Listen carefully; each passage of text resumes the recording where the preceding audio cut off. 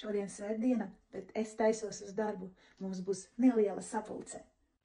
Bet jebkurš mūsu salona pasākums notiek kopā ar Rigas suši. Tāpēc mēs dodamies uz tirdzniecības centru Valdekā.